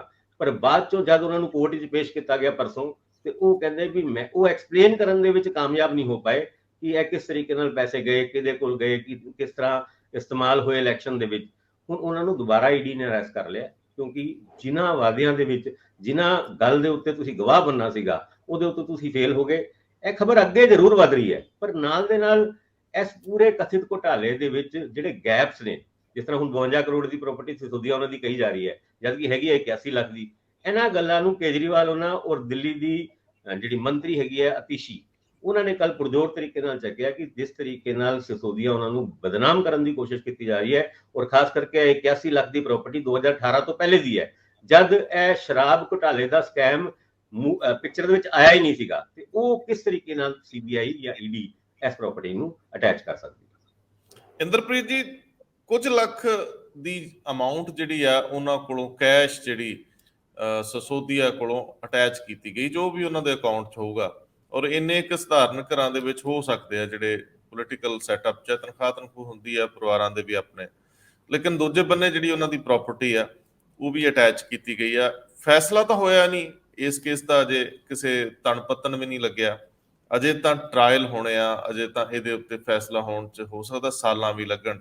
ਉਂਝ ਵੈਸੇ ਸੁਪਰੀਮ ਕੋਰਟ ਦੀ ਹਦਾਇਤ ਤੇ ਪੋਲੀਟੀਕਲ ਲੋਕਾਂ ਦੇ ਖਿਲਾਫ ਕੇਸ ਸਪੀਡ ਅਪ ਕਰਨ ਲਈ ਕਿਹਾ ਗਿਆ, ਹਾਲਾਂਕਿ ਪਤਾ ਨਹੀਂ ਹੁੰਦੇ ਆ ਕਿ ਨਹੀਂ ਹੁੰਦੇ। ਅਮੂਮਨ ਇਹ ਕਿਹਾ ਗਿਆ ਕਿ ਫਾਸਟ ਟਰੈਕ ਤੇ ਡੇ ਬਾਈ ਡੇ ਜਲਦੀ ਨਿਪਟਾਓ ਮਤਲਬ, ਪਰ ਜਿਹੜਾ ਇਹ ਸਾਰਾ ਸੀਨ ਬਣ ਰਿਹਾ, ਦ੍ਰਿਸ਼ ਬਣ ਰਿਹਾ, ਪੋਲਿਟਿਕਸ ਹੋ ਰਹੀ ਆ, ਮੈਨੂੰ ਲੱਗਦਾ ਇਹਦਾ ਸਿਰਾ ਨਹੀਂ ਗੇ ਮਨੀਸ਼ ਸਿਸੋਦੀਆ, ਇਹਦਾ ਅਜੇ ਸਿਖਰ ਆਉਣਾ ਹੈ, ਕਲਾਈਮੈਕਸ ਤੱਕ ਅਜੇ ਨੇ ਪਹੁੰਚਣਾ। ਪੰਜਾਬ ਵੀ ਇਹਦੀ ਜੱਦ 'ਚ ਆ ਸਕਦਾ ਜੇ ਮੁੱਖ ਮੰਤਰੀ ਪੰਜਾਬ ਦੇ ਵੀ ਟਾਰਗੇਟ ਤੇ ਹੋਣਗੇ। ਅਜੇ ਇੰਜ ਲੱਗਦਾ ਨਹੀਂ, ਅਜੇ ਇੰਜ ਲੱਗ ਨਹੀਂ ਰਿਹਾ ਕਿ ਪੰਜਾਬ ਉਹਨਾਂ ਦੇ ਟਾਰਗੇਟ ਤੇ ਹੈ, ਲੇਕਿਨ ਲੋਡ ਪੈਣ ਤੇ ਪੋਲੀਟੀਕਲ ਕੰਪਲਸ਼ਨਸ ਦੇ ਵਿੱਚ ਆਉਂਦਾ ਹੈ ਕਿ ਨਹੀਂ ਆਉਂਦਾ ਕੱਲ ਨੂੰ ਵੱਖਰੀ ਗੱਲ ਹੈ, ਲੇਕਿਨ ਮਨੀਸ਼ ਸਿਸੋਦੀਆ ਅਜੇ ਕਲਾਈਮੈਕਸ ਨਹੀਂ ਹੈ। ਇਹ ਕਿਤੇ ਕੋਈ ਹੋਰ ਗ੍ਰਿਫਤਾਰੀ ਦੀ ਸੰਭਾਵਨਾ ਵੀ ਹੋ ਸਕਦੀ ਆ। ਜਰਾ ਤੋਰੋ ਗੱਲ, ਮੈਨੂੰ ਲੱਗਦਾ ਹੈ ਕਿ ਅਜੇ ਇਸ ਮਾਮਲੇ ਨੇ ਵੱਡੇ ਹੋਣਾ, ਵਿਸਥਾਰ ਲੈਣਾ, ਵੱਡੀਆਂ ਸੁਰਖੀਆਂ ਬਟੋਰਨੀਆਂ ਅਜੇ ਦੀਆਂ ਬਾਕੀ ਨੇ। ਭਾਵੇਂ ਅਸੀਂ UCC ਦੇ ਉੱਤੇ ਸਿਧਾਂਤਕ ਸਹਿਮਤੀ ਦੇ ਦਈਏ ਜਾਂ ਅਸੀਂ ਉਹਨਾਂ ਦੇ ਪੈਡ ਦੇ ਵਿੱਚ ਪੈਰ ਰੱਖ ਲਈਏ, ਬਗਲਗੀਰ ਹੋ ਜਾਈਏ, ਸਿਆਸਤ ਵਿੱਚ ਕੌਣ ਕਿਹਦਾ ਸਕਾ ਹੁੰਦਾ ਹੈ। ਦੇਰ ਬਾਅਦ 5 ਸਾਲਾਂ ਬਾਅਦ ਵੀ ਕੋਈ ਤੁਹਾਡੇ ਲਈ ਥ੍ਰੈਟ ਬਣ ਰਿਹਾ ਹੋਵੇ, ਖਤਰਾ ਬਣ ਰਿਹਾ ਹੋਵੇ, ਉਹਨੂੰ ਵੀ ਰਾਹ ਚੋਂ ਹਟਾਉਣਾ ਬੜਾ ਲਾਜ਼ਮ ਹੁੰਦਾ ਹੈ। ਖੈਰ ਗੱਲ ਤੋਰੋਗੇ ਰੰਧਾਵਾ ਸਾਹਿਬ, ਜੇ ਤੁਸੀਂ ਇਸ ਖਬਰ ਨੂੰ 2024 ਦੇ ਇਲੈਕਸ਼ਨ ਦੇ ਮੱਦੇਨਜ਼ਰ ਦੇਖੋ ਤਾਂ ਫਿਰ ਤੁਹਾਨੂੰ ਲੱਗੇਗਾ ਕਿ ਵਾਕਈ ਇਸ ਜਿਹੜਾ ਕੱਲ ਦਾ ਐਪੀਸੋਡ ਹੈ ਉਹਦਾ ਅਜੇ ਸਿਖਰ ਨਹੀਂ ਆਇਆ। ਅਜੇ ਤਾਂ ਉਹ ਪੌੜੀਆਂ ਚੜੀਆਂ ਜਾ ਰਹੀਆਂ ਨੇ, ਸਿਖਰ ਤਾਂ ਹਜੇ ਕਿਤੇ ਹੋਰ ਹੈ। ਤੇ ਉਹ ਕਦੋਂ ਆਏਗਾ? ਉਹ ਹੋ ਸਕਦਾ ਸਤੰਬਰ, ਅਕਤੂਬਰ, ਨਵੰਬਰ, ਇਹ ਜਿਹੜੇ ਮਹੀਨੇ ਨੇ ਇਹਨਾਂ ਦੇ ਵਿੱਚ ਆਏ ਤਾਂ ਕਿ 2024 ਦੇ ਵਿੱਚ ਇਹਨੂੰ ਕੈਸ਼ ਕੀਤਾ ਜਾ ਸਕੇ। ਸੋ ਮੇਰਾ ਕਹਿਣ ਤੋਂ ਭਾਵ ਇਹ ਹੈ ਕਿ ਆਮ ਆਦਮੀ ਪਾਰਟੀ ਨੇ ਆਪਣੇ ਆਪ ਨੂੰ ਜਿਸ ਸਟਰੈਂਥ ਨਾਲ ਸਾਬਿਤ ਕੀਤਾ ਉਹ ਇਹ ਹੈ ਕਿ ਉਹ ਬਹੁਤ ਸਾਫ਼ ਸੁਥਰੀ ਪਾਰਟੀ ਹੈ, ਸਾਫ਼ ਸੁਥਰੀ ਰਾਜਨੀਤੀ ਕਰਨਾ ਚਾਹੁੰਦੀ ਹੈ। ਇਹ ਉਹਨਾਂ ਦੀ ਸਟਰੈਂਥ ਹੈ, ਮਤਲਬ ਸਟਰੈਂਥ ਬਣਾਈ ਜਾ ਰਹੀ ਹੈ ਕਿ ਨਹੀਂ ਹੈ ਇਹਦੇ ਬਾਰੇ ਕੋਈ ਨਹੀਂ ਜਾਣਦਾ, ਲੇਕਿਨ ਉਹ ਲੋਕਾਂ ਦੇ ਵਿੱਚ ਇਸ ਤਰ੍ਹਾਂ ਦੀ ਸਟਰੈਂਥ ਬਣਾ ਰਹੇ। ਹੁਣ ਜੇ ਤੁਸੀਂ ਉਹਨੂੰ ਜਦ ਤੱਕ ਦਾਗਦਾਰ ਨਹੀਂ ਕਰਦੇ ਤਾਂ ਤੱਕ ਅੱਗੇ ਨਹੀਂ ਵਧਿਆ ਜਾ ਸਕਦਾ, ਜਾਂ ਇਹਨਾਂ ਨੂੰ ਅੱਗੇ ਵਧਣ ਤੋਂ ਰੋਕਿਆ ਨਹੀਂ ਜਾ ਸਕਦਾ। ਸੋ ਮੈਨੂੰ ਇਹ ਲੱਗਦਾ ਹੈ ਕਿ ਜਿਹੜੇ, ਜਿਵੇਂ ਅੱਜ ਮੈਂ ਸਾਰੇ ਅਖਬਾਰਾਂ ਦੀਆਂ ਹੈਡਿੰਗਸ ਦੇਖ ਰਿਹਾ ਸੀ, ਉਹ 'ਚ ਹੈਡਿੰਗ ਤੋਂ ਹੀ ਬੜਾ ਕਲੈਰਿਟੀ ਨਾਲ ਆਉਂਦਾ ਹੈ ਵੀ 52 ਕਰੋੜ ਰੁਪਏ ਮਨੀਸ਼ ਸਿਸੋਦੀਆ ਤੇ ਉਹਨਾਂ ਦੇ ਸਾਥੀਆਂ ਦੀ ਕੁਰਕ ਕਰ ਲਈ, ਮਤਲਬ ਅਟੈਚ ਕਰ ਲਈ ਗਈ ਹੈ। ਹੁਣ ਦੇਖੋ, ਜੇ ਆਪਾਂ ਉਹਨੂੰ ਕਲਾਸੀਫਾਈ ਕਰਦੇ ਹਾਂ, ਉਹਦੇ 'ਚ ਉਹਨਾਂ ਦੀ ਤਾਂ ਆਪਣੀ, ਉਹਨਾਂ ਦੇ ਪਰਿਵਾਰ ਦੀ ਆਪਣੀ 86 ਲੱਖ ਦੇ ਆਸ-ਪਾਸ ਦੱਸ ਰਿਹਾ ਕਿ 86 ਲੱਖ ਰੁਪਏ, ਜਿਨ੍ਹਾਂ ਚੋਂ 65 ਲੱਖ ਤੱਕ ਇਕੱਲੇ ਉਹਨਾਂ ਦੇ ਵਾਈਫ ਦੀ ਹੈ। ਸੋ ਉਹਦੇ ਵਿੱਚ ਵੀ ਮਤਲਬ ਜੇ ਉਹਨੂੰ ਵੀ ਅੱਗੇ ਕਲਾਸੀਫਾਈ ਕਰੀਏ ਤਾਂ 15-20 ਲੱਖ ਰੁਪਏ ਦੀ ਰਹਿ ਜਾਂਦੀ ਹੈ। ਮੈਨੂੰ ਲੱਗਦਾ ਕਿ ਕੋਈ ਵੀ ਜਿਹੜਾ ਬੰਦਾ ਇੰਨੇ ਲੰਬੇ ਟਾਈਮ ਤੋਂ ਮਿਨਿਸਟਰ ਹੈ, ਉਹ ਇੰਨੀ ਤਾਂ ਮਤਲਬ ਉਹਦੀ ਤਨਖਾਹ ਹੁੰਦੀ ਹੈ ਵੀ ਸੇਵਿੰਗ ਕਰ ਲੇ ਤਾਂ 15-20 ਲੱਖ ਰੁਪਏ ਤਾਂ ਸ਼ਾਇਦ ਉਹ ਬਚਾਉਣ ਦੇ ਸਮਰਥ ਹੋ ਹੀ ਜਾਂਦਾ ਹੈ। ਪਰ ਇਹਨੂੰ ਵੱਡੇ ਪੈਮਾਨੇ ਤੇ ਦਾਗ ਲਗਾਉਣਾ ਤੇ ਉਸ ਦਾਗ ਨੂੰ ਫਿਰ ਵੋਟਾਂ 'ਚ ਕੈਸ਼ ਕਰਨਾ, ਇਹਦੇ ਪਿੱਛੇ ਵੀ ਇੱਕ ਮਤਲਬ ਇਹਦੀ ਇੱਕ ਰਣਨੀਤੀ ਦਾ ਹਿੱਸਾ ਹੋ ਸਕਦਾ ਹੈ, ਜੋ ਆਉਣ ਵਾਲੇ ਟਾਈਮ ਪਤਾ ਲੱਗੇਗਾ। ਕਸੀਆਂ ਜਾ ਰਹੀਆਂ, ਜਿਵੇਂ ਭਾਸਕਰ ਸਾਹਿਬ ਨੇ ਕਿਹਾ, ਦਿਨੇਸ਼ ਜਿਹੜੇ ਹੈਗੇ ਨੇ, ਉਹ ਇਹ ਵੀ ਕਥਿਤ ਤੌਰ ਤੇ ਕਿਹਾ ਜਾ ਰਿਹਾ ਕਿ ਉਹਨੂੰ ਦੁਬਾਰਾ ਅਰੈਸਟ ਕੀਤਾ ਜਾ ਰਿਹਾ ਹੈ, ਕਿਉਂਕਿ ਪਹਿਲਾਂ ਉਹ ਵਾਅਦਾ ਮਾਫ ਕੀ ਦਿਨੇਸ਼ ਤੋਂ ਉਦਾਂ ਦੀਆਂ ਚੀਜ਼ਾਂ ਨਹੀਂ ਮਿਲੀਆਂ ਜਿੱਦਾਂ ਦੀ ਪਹਿਲਾਂ ਆਸ ਸੀਗੀ ਕਿ ਉਹ ਛਿਪਾ ਰਿਹਾ। ਸੋ ਇਸ ਤਰ੍ਹਾਂ ਬਹੁਤ ਸਾਰੀਆਂ ਚੀਜ਼ਾਂ ਨੇ ਤੇ ਤੁਹਾਨੂੰ ਆਉਣ ਵਾਲੇ ਬਹੁਤ ਟਾਈਮ 'ਚ ਬਹੁਤ ਇੰਟਰਸਟਿੰਗ ਚੀਜ਼ਾਂ ਦੇਖਣ ਨੂੰ ਮਿਲਣਗੀਆਂ। ਪਰਸੈਪਸ਼ਨ ਗੇਮ ਹੈ, ਸਿਆਸਤ ਹੈ ਹੀ ਸਾਰੀ ਕਿ ਲੋਕਾਂ ਦੇ ਵਿੱਚ ਇੱਕ ਰਾਏ ਬਣਾ ਦਿਓ, ਆਮ ਰਾਏ, ਖੁੰਡਾਂ ਤੇ ਹੱਟੀਆਂ ਭੱਠੀਆਂ ਤੇ ਗੱਲਾਂ ਹੋਣ ਲੱਗ ਪੈਣ, ਬਸ ਇੰਨੀ ਕੀ ਗੱਲ ਆ, ਹੋਰ ਗੱਲ ਕੀ ਹੈ। ਇੱਥੇ ਕਈ ਘਬਲੇ ਸਕੈਂਡਲ ਕਥਿਤ ਤੌਰ ਤੇ ਆਉਂਦੇ ਜਾਂਦੇ, ਤੁਰੇ ਫਿਰਦੇ, ਲੋਕ ਚੇਤਿਆਂ 'ਚੋਂ ਵਿਸਰ ਜਾਂਦੇ ਆ, ਕਿਹਨੂੰ ਯਾਦ ਰਹਿੰਦੇ ਆ। ਅੱਜ ਦੇ ਵਿੱਚ ਜੀਣਾ ਸਿੱਖ ਲਿਆ ਪੰਜਾਬੀਆਂ ਨੇ, ਅੱਜ ਕਿਹਦੀ ਵਾਰੀ ਹੈ ਬਈ, ਸਾਡੀ ਵੀ ਹੋ ਸਕਦੀ ਹੈ, ਤੁਹਾਡੀ ਵੀ ਕਿਸੇ ਦੀ ਵੀ ਹੋ ਸਕਦੀ ਹੈ।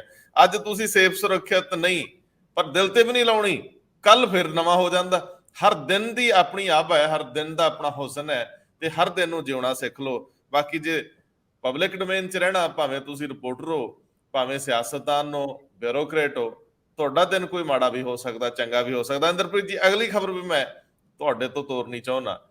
ਮੈਂ ਵੈਸੇ ਖਬਰ ਕੋਈ ਹੋਰ ਲੈਣ ਲੱਗਿਆ ਸੀ, ਪਰ ਮੈਂ ਜਦੋਂ ਪੰਜਾਬ ਔਰ ਯੂਟੀ ਦੇ ਸਕੂਲਸ ਦੀ ਪਰਫਾਰਮੈਂਸ ਦੀ ਬਿਹਤਰੀ ਤੇ ਚੱਲਦਾ ਹੈ ਨਾ, ਕਿ ਉਹ ਰਿਪੋਰਟ ਜਿਹੜੀ ਇਹਨਾਂ ਨੂੰ ਬਿਹਤਰ ਕਰ ਰਹੀ ਹੈ, ਉਸ ਤੋਂ ਪਹਿਲਾਂ ਮੈਂ ਉਸ ਟੀਚਰ ਤੇ ਜਾਣਾ ਚਾਹੁੰਦਾ ਜਿਹਦੇ ਪੈਰ ਤੇ ਸੱਟ ਲੱਗੀ ਹੋਈ ਸੀ, ਜਿਹਨੇ ਜਾ ਕੇ ਸਕੂਲ ਦੇ ਵਿੱਚ ਆਪਣਾ ਦੁੱਖ ਦਰਦ ਰੋਇਆ ਕਿ ਤੁਸੀਂ ਤਾਂ ਛੁੱਟੀਆਂ ਮਨਾ ਕੇ ਆਏ ਹੋਣੇ ਨਾ, ਨਾਨਕਿਆਂ ਦੀ ਮਠਿਆਈ ਖਾਧੀ ਹੋਣੀ ਆ, ਖੀਰਾਂ ਖਾਧੀਆਂ ਹੋਣੀਆਂ, ਅਸੀਂ ਤਾਂ ਡਾਂਗਾ ਖਾਧੀਆਂ।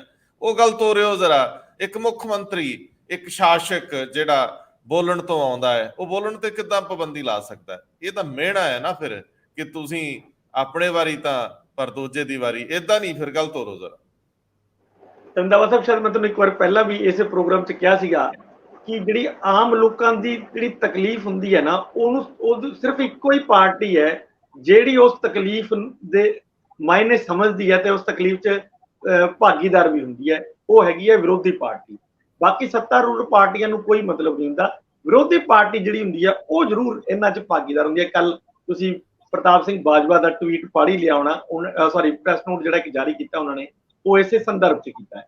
ਜਦ ਕਿ ਚਾਹੇ ਸ਼੍ਰੋਮਣੀ ਅਕਾਲੀ ਦਲ ਹੋਵੇ, ਚਾਹੇ ਕਾਂਗਰਸ ਹੋਵੇ, ਚਾਹੇ ਆਮ ਆਦਮੀ ਪਾਰਟੀ ਹੋਵੇ, ਜਦ ਤੱਕ ਇਹ ਵਿਰੋਧੀ ਧਿਰ 'ਚ ਰਹੀਆਂ ਨੇ ਤਾਂ ਤੱਕ ਇਹਨਾਂ ਸਾਰੇ ਲੋਕਾਂ ਨਾਲ ਇਹ ਰਹੀਆਂ ਨੇ ਵੀ ਹਾਂ ਸਰਕਾਰਾਂ ਪੱਕਾ ਕਿਉਂ ਨਹੀਂ ਕਰ ਗਈਆਂ, ਅਸੀਂ ਆਵਾਂਗੇ ਤੁਹਾਨੂੰ ਪੱਕਾ ਕਰ ਦਾਂਗੇ।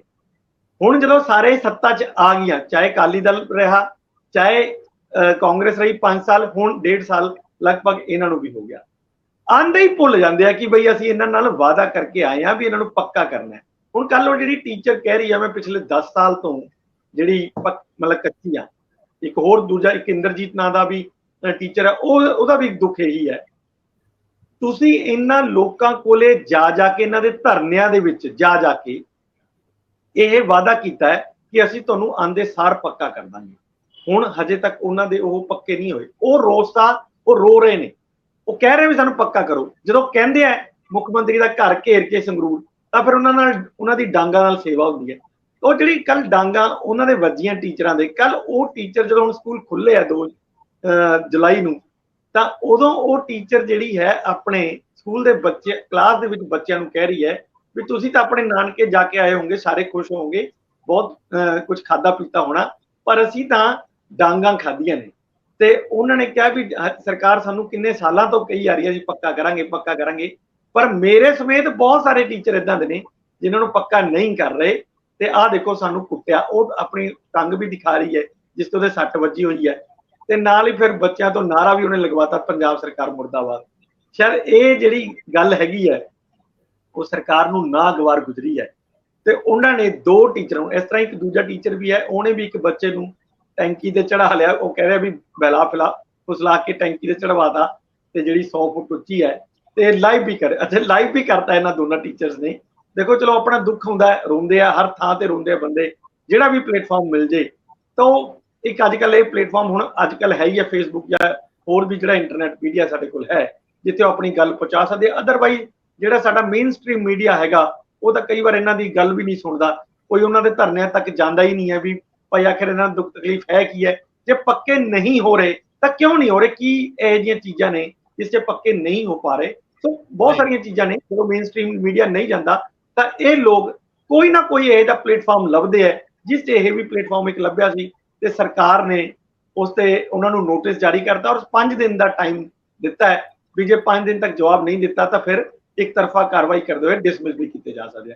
ਸੋ ਮੈਨੂੰ ਲੱਗਦਾ ਵੀ ਇਹ ਇਸ ਤਰ੍ਹਾਂ ਦੀ ਬਾਕੀ ਜਿਹੜੇ ਟੀਚਰਸ ਹੈਗੇ ਆ ਜਿਹੜੇ ਧਰਨੇ ਦਿੰਦੇ ਆ, ਪ੍ਰਦਰਸ਼ਨ ਕਰਦੇ ਆ, ਜਾਂ ਉਹਨਾਂ ਨੂੰ ਵੀ ਇੱਕ ਵਾਰਨਿੰਗ ਟਾਈਪ ਹੈ ਕਿ ਜੇ ਅੱਗੇ ਤੋਂ ਕੀਤਾ ਤੇ ਆਹ ਤਾਂ 2 ਤਾਂ ਅਸੀਂ ਮਤਲਬ ਹੁਣ ਬਰਖਾਸਤ ਕਰਨੇ ਹੀ ਕਰਨੇ ਆ, ਤੇ ਜੇ ਬਾਕੀਆਂ ਨੇ ਵੀ ਕੁਝ ਏਦਾਂ ਕੀਤਾ ਤਾਂ ਉਹਨਾਂ ਦੀ ਵੀ ਅਗਲੀ ਵਾਰੀ ਹੈ। ਸੋ ਮੈਨੂੰ ਲੱਗਦਾ ਜਿਵੇਂ ਕਾਂ ਮਾਰ ਕੇ ਟੰਗਣ ਵਾਲੀ ਗੱਲ ਹੁੰਦੀ ਹੈ, ਇਹ ਸੇਮ ਉਸੇ ਰਾਹ ਤੇ ਸਰਕਾਰ ਚੱਲ ਪਈ ਹੈ, ਜਿਹੜੀ ਸਰਕਾਰ ਖੁਦ ਇੰਨਾ ਹੀ ਇੰਟਰਨੈਟ ਮੀਡੀਆ ਤੋਂ ਆਪਣੀ ਆਵਾਜ਼ ਰੱਖ ਕੇ ਲੋਕਾਂ ਦੇ ਵਿੱਚ ਥਾਂ ਬਣਾਈ ਹੈ, ਜਿਸ ਨੇ ਉਹੀ ਹੁਣ ਲੋਕਾਂ ਦੀ ਆਵਾਜ਼ ਨੂੰ ਦੱਬਣ ਦੀ ਕੋਸ਼ਿਸ਼ ਕਰ ਰਹੀ ਹੈ। ਮੈਨੂੰ ਲੱਗਦਾ ਕਿ ਕਈ ਵਾਰ ਇਹ ਜਿਹੀਆਂ ਚੀਜ਼ਾਂ ਤੰਦਾ ਵਸਾ ਬੈਕਫਾਇਰ ਵੀ ਕਰ ਜਾਂਦੀਆਂ ਨੇ, ਤੇ ਉਹ ਟਾਈਮ ਵੀ ਆ ਸਕਦਾ। ਮੈਂ ਕੋਈ ਇਹ ਨਹੀਂ ਕਹਿੰਦਾ ਵੀ ਜੇ ਅੱਜ ਤੁਸੀਂ ਸੱਤਾ 'ਚ ਹੋ ਤਾਂ ਹਮੇਸ਼ਾ ਹੀ ਸੱਤਾ 'ਚ ਰਹੋਗੇ। ਜੀ ਭਾਸਕਰ ਸਾਹਿਬ, ਮੁੱਖ ਮੰਤਰੀ ਨੂੰ ਪਤਾ ਹੈ ਕਿ ਉਹ ਵੀ ਕਰਦੇ ਰਹੇ ਨੇ ਕਿ ਮੈਂ ਰੈਲੀ 'ਚ ਸ਼ਾਮਲ ਹੋਣਾ, ਜਦੋਂ ਅਜੇ ਕੋਈ ਮੁੱਖ ਮੰਤਰੀ ਬਣਨ ਵਰਗੀ ਗੱਲ ਨਹੀਂ ਸੀ, ਕਿਉਂਕਿ ਬਹੁਤ ਸਾਰੇ ਹੋਰ ਵੀ ਅਹੁਦੇਦਾਰ ਸੀਗੇ ਜਿਹੜੇ ਬਣ ਸਕਦੇ ਸੀ, ਤੇ ਉਹ ਰੈਲੀ 'ਚ ਜਾਣ ਤੋਂ ਪਹਿਲਾਂ ਆਪਣੀ ਵੀਡੀਓ ਬਣਵਾਉਂਦੇ ਹੁੰਦੇ ਸੀ। ਫਿਰ ਉਹਨਾਂ ਨੇ ਪਾਰਲੀਮੈਂਟ 'ਚ ਜਾ ਕੇ ਵੀ ਕੀਤਾ। ਸੋ ਉਹਨਾਂ ਨੂੰ ਪਤਾ ਹੈ ਵੀ ਇਹ ਚੀਜ਼ਾਂ ਜਿਹੜੀਆਂ ਸੁਭਾਵਿਕ ਨਹੀਂ ਹੁੰਦੀਆਂ ਕਿ ਕੋਈ ਟੀਚਰ ਜਾ ਕੇ ਉਹਨੇ ਕਲਾਸ 'ਚ ਦੱਸਿਆ ਤੇ ਬੱਚੇ ਭਾਵੁਕ ਹੋ ਗਏ, ਜਿੰਦਾਬਾਦ ਮੁਰਦਾਬਾਦ ਹੋ ਗਈ। ਇਹ ਸਾਰਾ ਕੁਝ ਇੱਕ ਸਕ੍ਰਿਪਟਡ ਹੁੰਦਾ ਹੈ, ਉਹਨਾਂ ਨੂੰ ਪਤਾ ਹੈ ਵੀ ਇਹ ਇਦਾਂ ਕੀਤਾ ਗਿਆ, ਤੇ ਅਗਲਿਆਂ ਨੇ ਫਿਰ ਨੋਟਿਸ ਦਿੱਤਾ ਕੱਢ। ਹੁਣ ਉਹ ਬੀਬੀ ਨਾਲ ਹੋਈ ਜ਼ਿਆਦਤੀ, ਉਹਨੇ ਦੁੱਖ ਰੋਇਆ, ਤੁਹਾਡਾ ਹੀ ਤਰੀਕਾ ਅਪਣਾਇਆ ਤੇ ਤੁਸੀਂ ਉਹਨੂੰ ਨੋਟਿਸ ਕੱਢਤਾ। ਇਹ ਗਲਤ ਗੱਲ ਆ, ਇਹਦੀ ਅਸੀਂ ਨਿਖੇਧੀ ਕਰਦੇ ਹਾਂ। ਪਰ ਵੈਸੇ ਗੱਲ ਤਾਂ ਇਹੀ ਹੈ ਵੀ ਕੀਤਾ ਵੀ ਇਸੇ ਕੰਮ ਲਈ ਸੀ। ਇਹ ਬੀਬੀ ਨੂੰ ਪਤਾ ਸੀ, ਔਰ ਇਹ ਬੜਾ ਗਿਣ ਮਿੱਥ ਕੇ ਕੀਤਾ ਜਾਂਦਾ ਜਦੋਂ ਕੀਤਾ ਜਾਂਦਾ। ਸੋ ਦੋਵੇਂ ਪਹਿਲੂ ਨੇ। ਦੂਜਾ ਪਹਿਲੂ ਜ਼ਿਆਦਾ ਅਹਿਮ, ਇਹਦੇ ਨਾਲੋਂ ਵੀ ਜ਼ਿਆਦਾ ਅਹਿਮ ਆ ਕਿ ਸਾਡੇ ਵਿਸ਼ਵ ਵਿਦਿਆਲੇ ਬੋਲਣਾ ਸਿਖਾਉਂਦੇ ਆ। ਸਾਡੇ ਵਿਸ਼ਵ ਵਿਦਿਆਲੇ ਖਾਸ ਤੌਰ ਤੇ ਪੁਰਾਣੇ ਸਮੇਂ 'ਚ, ਅੱਜ ਵੀ ਅਸੀਂ ਜਵਾਹਰ ਲਾਲ ਨਹਿਰੂ ਯੂਨੀਵਰਸਿਟੀ ਦਾ ਜ਼ਿਕਰ ਕਰਦੇ ਹਾਂ, ਅਸੀਂ ਬਾਕੀ ਜਦੋਂ ਉਹਨਾਂ ਯੂਨੀਵਰਸਿਟੀ ਦਾ ਜ਼ਿਕਰ ਹੈ ਜਿੱਥੋਂ ਬੋਲਿਆ ਜਾ ਰਿਹਾ, ਜਿੱਥੇ ਸਰਕਾਰਾਂ ਦੇ ਖਿਲਾਫ ਆਵਾਜ਼ ਆ ਰਹੀ ਹੈ, ਜਿੱਥੇ ਆਪਣੇ ਪ੍ਰਸ਼ਾਸਨ ਦੇ ਖਿਲਾਫ ਤਾਂ ਰੋਜ਼ ਹੀ ਆਉਂਦੀ ਹੈ, ਜਿੱਥੇ ਗਲਤ ਹੁੰਦਾ ਉਹਦੇ। ਸੋ ਬੱਚੇ ਜਿਹੜੇ ਰਿਸਰਚ ਕਰ ਰਹੇ ਆ, ਜਿਹੜੇ ਟੀਚਰ ਬਣੇ ਨੇ, ਉਹ ਵੀ ਕਦੇ ਬੱਚੇ ਰਹੇ ਨੇ, ਉਹ ਵੀ ਯੂਨੀਅਨਾਂ ਚੋਂ ਆਏ ਨੇ। ਜਿਹੜੇ ਬੱਚੇ ਅੱਜ ਸਿੱਖ ਰਹੇ ਆ ਕਿ ਉਹਨਾਂ ਸੁਸਾਇਟੀ 'ਚ ਕਿਵੇਂ, ਪੰਜਾਬੀ ਯੂਨੀਵਰਸਿਟੀ ਪਟਿਆਲਾ ਭਾਸ਼ਾ ਦੇ ਨਾਂ ਤੇ ਬਣੀ ਹੈ, ਉਹਦੇ ਤਾਂ ਆਪਣੇ ਵੀਸੀ ਨੇ ਸਰਕਾਰ ਦੇ ਖਿਲਾਫ ਬਜਟ ਆਉਣ ਤੋਂ ਬਾਅਦ ਮੋਰਚਾ ਖੋਲਤਾ ਸੀ। ਉਹਨਾਂ ਨੇ ਤੇ ਆਪ ਵਿਰੋਧ ਕਰਕੇ, ਪੂਰੇ ਜ਼ੋਰਦਾਰ ਵਿਰੋਧ ਕਰਕੇ ਯੂਨੀਵਰਸਿਟੀ ਲਈ ਪੈਸੇ ਲਏ। ਉਹ ਬੰਦੇ, ਜਿਹੜੇ ਬੰਦੇ ਆਪ ਇਹੀ ਫਾਰਮੂਲੇ ਬਣਾ ਰਹੇ ਹੋਣ, ਉਹ ਯੂਨੀਵਰਸਿਟੀ ਨੇ ਵੀ ਅਧਿਆਪਕਾਂ ਤੇ ਬਾਕੀ ਸਾਰਿਆਂ ਤੇ ਵੀ ਮੀਡੀਆ ਨੂੰ ਖਬਰ ਨਹੀਂ ਦੇਣੀ। ਮੀਡੀਆ ਵੱਲ ਮਤਲਬ ਇਹ ਜਿਹੜੀ ਖਬਰ ਨਿਕਲ ਕੇ ਆ ਰਹੀ ਆ ਕਿ ਯੂਨੀਵਰਸਿਟੀ ਨੇ, ਯੂਨੀਵਰਸਿਟੀ ਪ੍ਰਸ਼ਾਸਨ ਨੇ ਖਬਰਾਂ ਲੀਕ ਕਰਨ ਵਾਲਿਆਂ ਨੂੰ, ਮੀਡੀਆ ਕੋ ਜਾਣ ਵਾਲਿਆਂ ਨੂੰ, ਸੋਸ਼ਲ ਮੀਡੀਆ ਤੇ ਜਾਣ ਵਾਲਿਆਂ ਨੂੰ, ਸਾਰਿਆਂ ਨੂੰ ਇੱਕ ਵਾਰਨ ਕਰਤਾ। ਮੈਨੂੰ ਲੱਗਦਾ ਜ਼ੁਬਾਨਬੰਦੀ ਦਾ ਇਹ ਨਵਾਂ ਤਰੀਕਾ, ਔਰ ਇਹ ਪੰਜਾਬੀ ਯੂਨੀਵਰਸਿਟੀ ਪਟਿਆਲਾ 'ਚ ਹੋਵੇ, ਜਿੱਥੇ ਕਦੇ ਭੂਤ ਬੜੇ ਦੀਆਂ ਗੱਲਾਂ ਹੁੰਦੀਆਂ, ਜਿੱਥੋਂ ਬਹੁਤ ਵੱਡੇ ਵੱਡੇ ਨਾਂ ਨਿਕਲ ਕੇ ਆਉਂਦੇ ਆ, ਜਿੱਥੇ ਬਹੁਤ ਬਿਹਤਰ ਵਾਈਸ ਚਾਂਸਲਰ ਰਹੇ ਨੇ, ਜਿੱਥੇ ਸਰਦਾਰਾ ਸਿੰਘ ਜੌਹਲ ਵੀ ਰਹੇ ਨੇ, ਉਹ ਸਾਰੇ ਲੋਕ ਅੱਜ ਉਹ ਕਿਸ ਤਰ੍ਹਾਂ ਸੋਚ ਰਹੇ ਹੋਣਗੇ, ਮੈਨੂੰ ਜ਼ਰੂਰ ਇਸ ਗੱਲ ਨਾਲ ਸਾਂਝ ਪਾਓ। ਦੇਖੋ, ਜਿਹੜੀ ਉਹ ਡਾਂਗ ਵਾਲੀ ਗੱਲ ਹੈਗੀ ਹੈ, ਬੀਬੀ ਨੇ ਡਾਂਗ ਖਾਈ, ਬਾਅਦ ਚੋਂ ਸਰਕਾਰ ਦੇ ਖਿਲਾਫ ਪੰਜਾਬ ਸਰਕਾਰ ਮੁਰਦਾਬਾਦ ਦੇ ਨਾਰੇ ਲਵਾਏ। ਹੁਣ ਡਾਂਗ ਖਾ ਕੇ ਉਹ ਬੀਬੀ ਤੋਂ ਕੀ ਐਕਸਪੈਕਟ ਕਰਦੇ ਹੋ? ਪੰਜਾਬ ਸਰਕਾਰ ਜਿੰਦਾਬਾਦ ਦੇ ਨਾਰੇ ਲਵਾਉਂਦੀ, ਔਰ ਨਾਰੇ ਕਿਉਂ ਨਾ ਲਵਾਏ? ਹੁਣ ਭਗਵੰਤ ਮਾਨ ਹੁਣ ਆਈ ਇਲੈਕਸ਼ਨ ਦੇ ਵਿੱਚ ਜਿੱਤਣ ਤੋਂ ਬਾਅਦ, ਸੀਐਮ ਬਣਨ ਤੋਂ ਪਹਿਲੇ ਇਹ ਗੱਲ ਅਕਸਰ ਕਹਿੰਦੇ ਸੀਗੇ ਕਿ ਵੀ ਇਹ ਟੀਚਰ ਜਿਹੜੇ ਚੜ੍ਹਦੇ ਨੇ ਟੈਂਕੀਆਂ ਤੇ, ਇਹਨਾਂ ਨੂੰ ਟੈਂਕੀਆਂ ਤੇ ਨਹੀਂ ਚੜਾਵਾਂਗੇ, ਇਹਨਾਂ ਨੂੰ ਕਲਾਸਰੂਮ ਵਿੱਚ ਭੇਜਾਂਗੇ। ਹੁਣ ਅੱਜ ਜਦੋਂ ਪ੍ਰੋਟੈਸਟ ਕਰਦੇ ਨੇ ਤੇ ਤੁਸੀਂ ਇਹ ਦੇਖੋ ਕਿ ਗਾਂਧੀ ਜੀ ਤੋਂ ਲੈ ਕੇ BR ਅੰਬੇਡਕਰ ਤੱਕ ਉਹਨਾਂ ਨੇ ਵੀ ਚੇਚੇ ਤੌਰ ਤੇ ਇਹ ਗੱਲ ਕੀਤੀ ਸੀ ਕਿ ਅਤਿਆਚਾਰ ਕਰਨ ਵਾਲੇ ਤੋਂ ਅਤਿਆਚਾਰ ਸਹਿਣ ਵਾਲਾ ਵੀ ਸੇਮ ਤਰੀਕੇ ਨਾਲ ਦੋਸ਼ੀ ਪਾਇਆ ਜਾਂਦਾ ਹੈ। ਯਾਨੀ ਅਤਿਆਚਾਰ ਦੇ ਖਿਲਾਫ ਅਗਰ ਤੁਸੀਂ ਆਵਾਜ਼ ਨਹੀਂ ਉਠਾਓਗੇ ਤੇ ਤੁਸੀਂ ਵੀ ਦੋਸ਼ੀ ਹੋ। ਹੁਣ ਉਹਨਾਂ ਗੱਲਾਂ ਦੇ ਉੱਤੇ ਅਮਲ ਕਰਦੇ ਹੋਏ ਜੇ ਬੀਬੀ ਨੇ ਕੁਝ ਕਰਤਾ ਤੇ ਫਿਰ ਬੀਬੀ ਨੂੰ ਟੰਗਤਾ। ਹੁਣ ਜਿਹੜੀ ਗੱਲਾਂ ਚੱਲ ਰਹੀ ਹੈ ਪਟਿਆਲੇ ਪੰਜਾਬੀ ਯੂਨੀਵਰਸਿਟੀ ਪਟਿਆਲੇ ਦੀ, ਉਹ ਪਹਿਲੀ ਵਾਰ ਨਹੀਂ ਹੈ ਕਿ ਇਸ ਤਰ੍ਹਾਂ ਦਾ ਆਰਡਰ ਐਤਕੀ ਤੇ ਯੂਨੀਵਰਸਿਟੀ ਦਾ ਹੋਇਆ। ਪਿਛਲੀ ਵਾਰ ਸਰਕਾਰ ਦੇ ਸਾਰੇ ਵਿਭਾਗਾਂ ਦੇ ਵਿੱਚ ਇੱਕ ਨੋਟਿਸ ਜਿਹਾ ਗਿਆ ਸੀਗਾ ਕਿ ਕਿਹੜਾ ਵੀ ਮੁਲਾਜ਼ਮ ਅਗਰ ਕਿਸੇ ਵੀ ਤਰੀਕੇ ਨਾਲ ਸਰਕਾਰ ਦੀ ਬਦਨਾਮੀ ਜਾਂ ਸਰਕਾਰ ਦੇ ਲਿੱਤੇ ਹੋਏ ਫੈਸਲਿਆਂ ਦੇ ਵਿਰੁੱਧ ਫੇਸਬੁੱਕ ਦੇ ਉੱਤੇ ਕੋਈ ਪੋਸਟ ਪਾਏਗਾ ਤੇ ਉਹਦੇ ਖਿਲਾਫ ਐਕਸ਼ਨ ਹੋਏਗਾ। ਉਸ ਤੋਂ ਬਾਅਦ ਕਿੰਨੀ ਕੁ ਗੱਲ ਰੁਕੀ ਪਤਾ ਨਹੀਂ, ਪਰ ਫਰੀडम ਆਫ ਐਕਸਪ੍ਰੈਸ਼ਨ ਨੂੰ ਰੋਕਣ ਦੀ ਕੋਸ਼ਿਸ਼ ਸਰਕਾਰਾਂ ਕਰਦੀਆਂ, ਪਰ ਇਹ ਸਰਕਾਰ ਵੀ ਕਰ ਰਹੀ ਹੈ। ਪਰ ਇਹ ਸਰਕਾਰ ਜਿਹੜੀ ਅੰਦੋਲਨ ਤੋਂ ਨਿਕਲੀ ਹੋਈ ਹੈ ਔਰ ਹੁਣ ਕਿਸੇ ਵੀ ਦੂਜੇ ਅੰਦੋਲਨ ਨੂੰ ਬਰਦਾਸ਼ਤ ਨਹੀਂ ਕਰ ਪਾ ਰਹੀ, ਇਹ ਆਪਣੇ ਆਪ ਵਿੱਚ ਬੜੀ ਅਜੀਬ ਜੀ ਗੱਲ ਹੈ। ਕਈ ਵਾਰ ਹੁੰਦਾ ਹੈ ਕੋਈ ਹੋਰ ਅੰਦੋਲਨ ਨਾ ਹੋ ਜਾਏ ਜਦੋਂ ਤੋਂ ਕੋਈ ਹੋਰ ਸਾਡੇ ਵਰਗੀ ਪਾਰਟੀ ਨਿਕਲ ਕੇ ਆ ਜਾਏ, ਫਿਰ ਉਹ 2 ਸੂਬਿਆਂ ਦੇ ਵਿੱਚ ਸਰਕਾਰ ਬਣਾਏ ਤੇ ਪ੍ਰਾਈਮ ਮਿਨਿਸਟਰ ਦੀ ਕੁਰਸੀ ਵੱਲ ਕੇਜਰੀਵਾਲ ਵਰਗਾ ਦੇਖਣਾ ਸ਼ੁਰੂ ਕਰ ਦੇ। ਇਹ ਸਾਰੀ ਗੱਲਾਂ ਦੇ ਉੱਤੇ ਕੁਝ ਐਕਸ਼ਨ ਤੇ ਇਹ ਸਰਕਾਰ ਲੈ ਰਹੀ ਹੈ। ਗਲਤ ਲੈ ਰਹੀ ਹੈ, ਸਹੀ ਲੈ ਰਹੀ ਹੈ। 92 MLA ਨੇ ਪੁੱਛਣ ਵਾਲਾ, ਵਿਰੋਧ ਕਰਨ ਵਾਲਾ ਕੋਈ ਨਹੀਂ। ਹੁਣ ਪ੍ਰਤਾਪ ਸਿੰਘ ਬਾਜਵਾ ਉਹਨਾਂ ਵੀ ਸੜਕਾਂ ਤੇ ਨਹੀਂ ਉਤਰਦੇ ਬੀਬੀ ਦੇ ਪੱਖ 'ਚ, ਉਹ ਵੀ ਟਵੀਟ ਕਰਕੇ ਸਾਰ ਲੈਂਦੇ ਆ, ਚਿੱਠੀ ਲਿਖ ਕੇ ਸਾਰ ਲੈਂਦੇ ਆ। ਹੁਣ ਏਦਾਂ ਦੇ ਹਾਲਾਤ ਵਿੱਚ ਕਰਨ ਕੀ ਜਿਨ੍ਹਾਂ ਦੇ ਖਿਲਾਫ ਅਤਿਆਚਾਰ ਹੋ ਰਿਹਾ? ਵੱਧ ਤੋਂ ਵੱਧ ਨਾਰੇ ਲਵਾ ਸਕਦੇ ਨੇ 2 ਕੁ, ਉਹ ਨਾਰੇ ਲਗਾਉਣ ਤੇ ਵੀ ਤੁਹਾਨੂੰ ਨੋਟਿਸ ਆ ਜਾਂਦਾ ਹੈ। ਤੇ ਦੱਸੋ ਹੁਣ ਬੀਬੀਆਂ ਜਾਣ ਕਿੱਥੇ? ਬਿਲਕੁਲ ਠੀਕ ਹੈ। ਪਰ ਮੈਂ ਭਾਸਕਰ ਸਾਹਿਬ ਅਗਲੀ ਖਬਰ ਵੀ ਤੁਹਾਡੇ ਤੋਂ ਹੀ ਸ਼ੁਰੂ ਕਰਨਾ ਚਾਹੂੰਗਾ।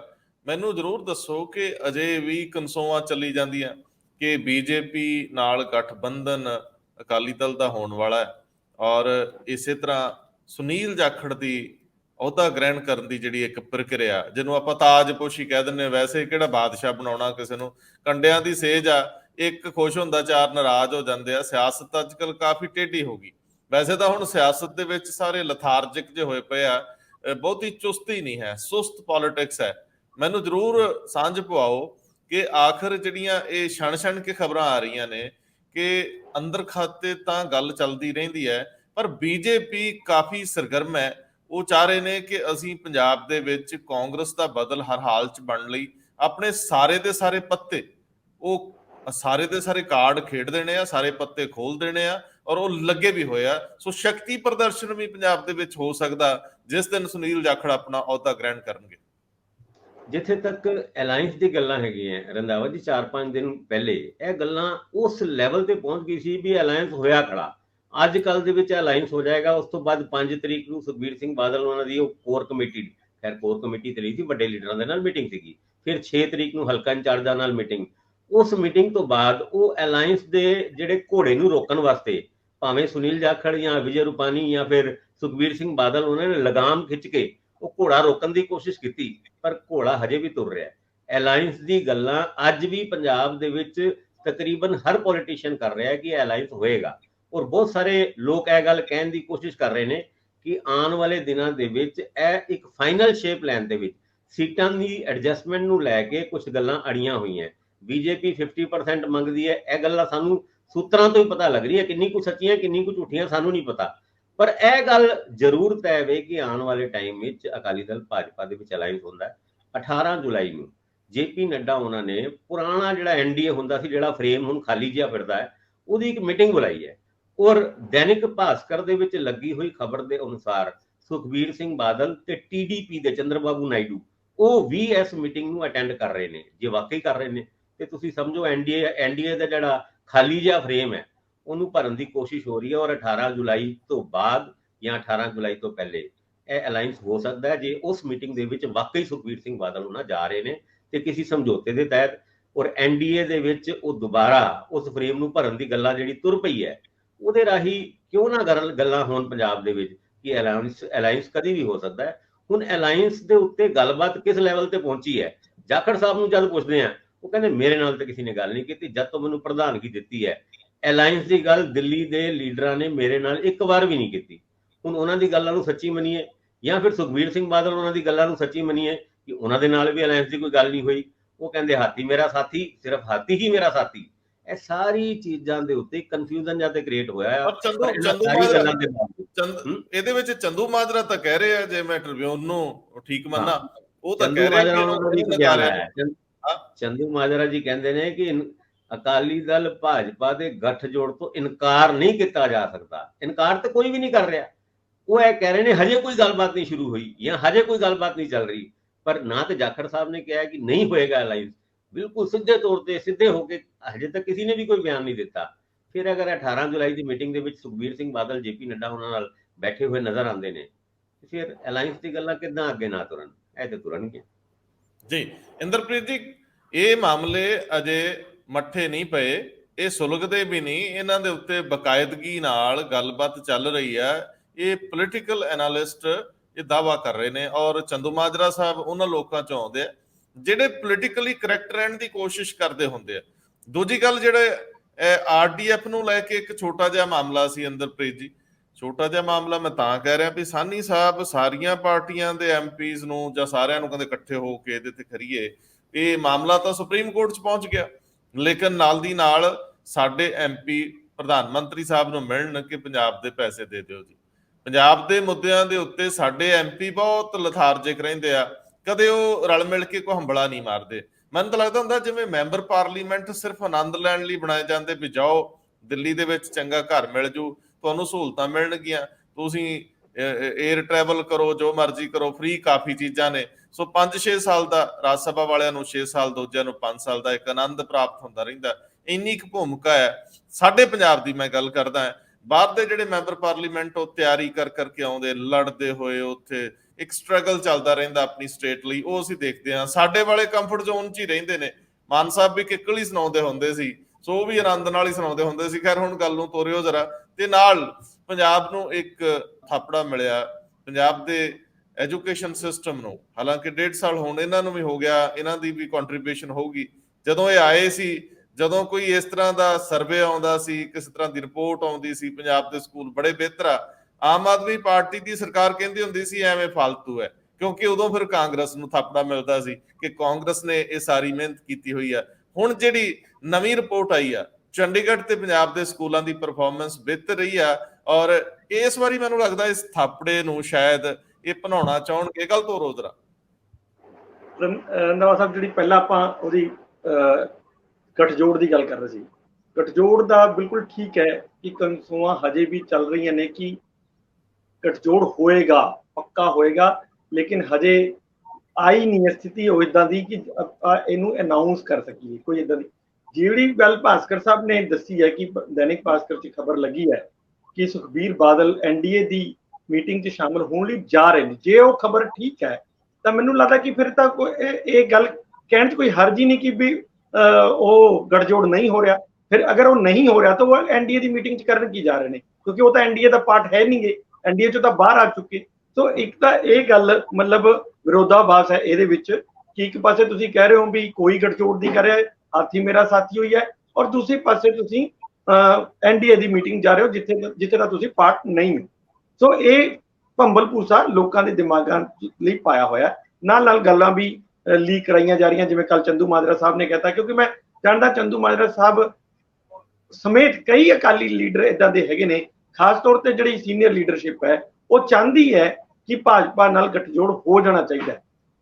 ਇਹ ਉਹਨਾਂ ਨੂੰ ਵਾਰਾ ਖਾਂਦਾ ਹੈ, ਜਾਂ ਤਾਂ ਉਹ ਖਾਸ ਤੌਰ ਤੇ ਜਿਹੜੀ ਸੀਟ ਤੋਂ ਲੜਨਾ ਚਾਹੁੰਦੇ ਨੇ, ਹੋ ਸਕਦਾ ਕਿ ਉੱਥੇ ਬੀਜੇਪੀ ਦੀਆਂ ਵੀ ਅਹਿਮ ਵੋਟਾਂ ਹੋਣ, ਇਸ ਕਰਕੇ ਉਸ ਵੋਟਾਂ ਦੇਵਤਾਂ ਦੀ ਨਜ਼ਰ ਹੋਵੇ ਤਾਂ ਜਿੱਤ ਕੇ ਮੈਂਬਰ ਪਾਰਲੀਮੈਂਟ ਬਣ ਜਾਣ। ਇਸ ਤਰ੍ਹਾਂ ਦੀ ਵੀ ਇੱਕ ਉਹਨਾਂ ਦੀ ਖੁਆਇਸ਼ ਹੋ ਸਕਦੀ ਹੈ।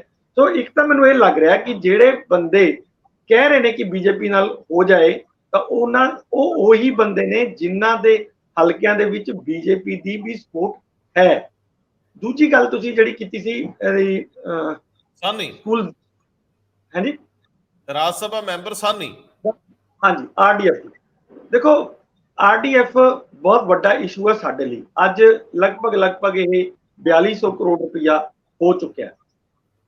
ਸਵਾਲ ਇਸ ਗੱਲ ਦਾ ਹੈਗਾ ਕਿ ਕੀ ਜਿਵੇਂ ਸਾਨੀ ਸਾਹਿਬ ਨੇ ਕਿਹਾ ਵੀ ਅਸੀਂ ਸਾਰੇ ਮਿਲ ਕੇ ਜਾਈਏ, ਉੱਥੇ ਕੋਈ ਦਬਾਅ ਪਾਈਏ ਜਾਂ ਮੰਗਣਾ, ਦੋ ਅਲੱਗ-ਅਲੱਗ ਚੀਜ਼ਾਂ ਨੇ।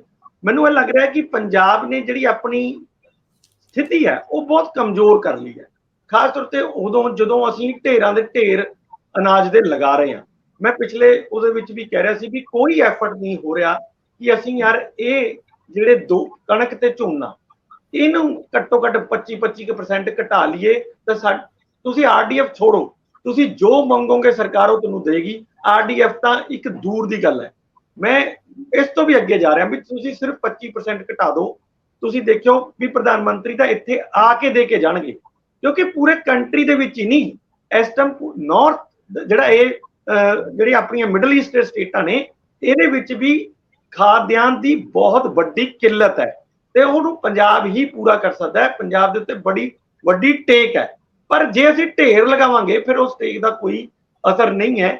ਇਹ ਮੈਨੂੰ ਲੱਗਦਾ ਕਿ ਜਿਹੜੇ ਮੈਂਬਰ ਪਾਰਲੀਮੈਂਟ ਨੇ ਉਹ ਦਿੱਲੀ ਜਾਣ ਦੀ ਬਜਾਏ ਆਪਣੇ ਹਲਕਿਆਂ ਦੇ ਵਿੱਚ ਵੀ ਜਾ ਕੇ ਲੋਕਾਂ ਨੂੰ, ਕਿਸਾਨਾਂ ਨੂੰ ਥੋੜਾ ਜਿਹਾ ਸਮਝਾਉਣ ਕਿ ਚਾਹੇ ਇੱਕ ਇੱਕ ਕਿੱਲਾ ਖਾਲੀ ਛੱਡ ਲਓ, ਆਪਣੇ ਲਈ ਜਿਹੜੀਆਂ ਚੀਜ਼ਾਂ ਤੁਸੀਂ ਨਹੀਂ ਉਗਾਉਂਦੇ ਉਹ ਉਗਾ ਲਓ। ਤੁਹਾਨੂੰ ਧਿਆਨ ਜੋਗਾ ਪਿਛਲੇ ਦਿਨੀ ਜਿਹੜੇ ਐਮਐਲਏ ਹੈਗੇ ਅਬੋਹਰ ਦੇ ਸੰਦੀਪ ਜਾਖੜ ਹੋਰਾਂ ਨੇ ਇੱਕ ਟਵੀਟ ਕੀਤਾ ਹੈਗਾ। ਉਹਨਾਂ ਨੇ ਜਾਪਾਨ ਦੇ ਇੱਕ ਪਿੰਡ ਦਾ, ਉਹਨਾਂ ਦੇ ਸਹੁਰੇ ਨੇ ਜਾਪਾਨ, ਤੇ ਉਹਨਾਂ ਨੇ ਇੱਕ ਪਿੰਡ ਦਾ ਜ਼ਿਕਰ ਕੀਤਾ।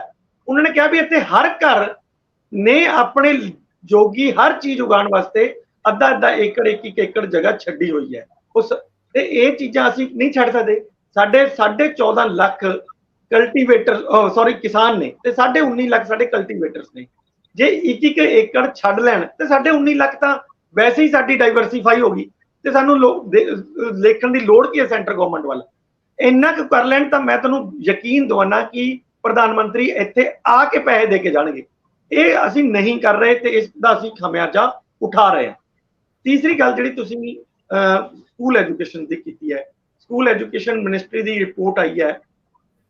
ਉਹ ਰਿਪੋਰਟ ਜਿਹੜੀ ਹੈਗੀ ਹੈ ਉਹ 2020-21 ਦੀ ਹੈ। ਤੁਸੀਂ ਕਹਿ ਸਕਦੇ ਹੋ ਵੀ ਇਸ ਗਵਰਨਮੈਂਟ ਵੀ ਇਹ ਜਿਹੜਾ ਤੁਸੀਂ ਕਹਿ ਰਹੇ ਸੀ ਵੀ ਥਾਪੜਾ ਲੈ ਸਕਦੀ ਹੈ, ਇਹ ਹਜੇ ਨਹੀਂ ਲੈ ਸਕਦੀ। ਅਜੇ ਉਹ 2021 ਦੀ ਰਿਪੋਰਟ ਹੈ। ਅਜੇ ਤਾਂ ਉਹ ਕਾਂਗਰਸ ਨੂੰ ਹੀ ਮਿਲੇਗਾ ਜਿਹੜਾ ਕ੍ਰੈਡਿਟ ਮਿਲਣਾ ਹੈ। ਤੇ ਦੇਖੋ ਇਹ ਇੰਨੀਆਂ ਚੀਜ਼ਾਂ ਜਲਦੀ ਹੁੰਦੀਆਂ ਵੀ ਨਹੀਂ ਹੈ ਰੰਧਾਵਾ ਸਾਹਿਬ, ਬਹੁਤ ਟਾਈਮ ਲੱਗਦੇ ਇਹਨਾਂ ਚੀਜ਼ਾਂ ਨੂੰ, ਇਨਫਰਾਸਟ੍ਰਕਚਰ ਬਣਾਉਣ ਨੂੰ, ਟੀਚਰਸ ਰੱਖਣ ਨੂੰ, ਟੀਚਰਸ ਦਾ ਔਰ ਜਿਹੜਾ ਗੈਪ ਉਹਦਾ ਰੇਸ਼ੋ ਹੈ ਵਿਦਿਆਰਥੀਆਂ ਦੀ ਉਹ ਤੈਅ ਕਰਨ ਨੂੰ ਕਾਫੀ ਚੀਜ਼ਾਂ ਹੁੰਦੀਆਂ ਨੇ ਇਸ ਇੰਡੈਕਸ ਦੇ ਵਿੱਚ, ਜਿਹਦਾ ਪਾਲਣ ਮਤਲਬ ਜਿਹੜਾ ਪੰਜਾਬ ਸਰਕਾਰ ਨੇ ਪਿਛਲੇ 5 ਸਾਲਾਂ 'ਚ ਕੀਤਾ ਸੀ ਜਦੋਂ ਕੈਪਟਨ ਅਮਰਿੰਦਰ ਸਿੰਘ ਉਹਨਾਂ ਦੀ ਸਰਕਾਰ ਸੀ ਤੇ ਕ੍ਰਿਸ਼ਨ ਕੁਮਾਰ ਜਿਹੜੇ ਹੈਗੇ ਨੇ ਉਹਨਾਂ ਨੂੰ ਪੂਰਾ ਖੁੱਲਾ ਹੱਥ ਦਿੱਤਾ ਗਿਆ ਇਸ ਦੇ ਉੱਤੇ ਕੰਮ ਕਰਨ ਲਈ, ਔਰ ਉਹਨਾਂ ਨੇ ਕੀਤਾ ਵੀ ਬਹੁਤ ਜ਼ਿਆਦਾ ਕੰਮ ਕੀਤਾ ਵੀ। ਮੈਂ ਨਹੀਂ ਕਹਿੰਦਾ ਵੀ 100% ਬੰਦਾ ਪਰਫੈਕਸ਼ਨ ਨਾਲ ਕੰਮ ਦੇ ਸਕਦਾ, ਲੇਕਿਨ ਫਿਰ ਵੀ ਜਿੰਨੀ ਕੁ ਕੋਸ਼ਿਸ਼ ਹੁੰਦੀ ਹੈ ਉਹ ਉਹਨਾਂ ਨੇ ਕੀਤੀ ਹੈ, ਜਿਹਦਾ ਮਤਲਬ ਸਾਨੂੰ ਜਿਹਨੂੰ ਇਹ ਕਹਿੰਦੇ ਰਿਜ਼ਲਟ ਸਾਨੂੰ ਹੁਣ ਮਿਲ ਰਿਹਾ ਹੈ।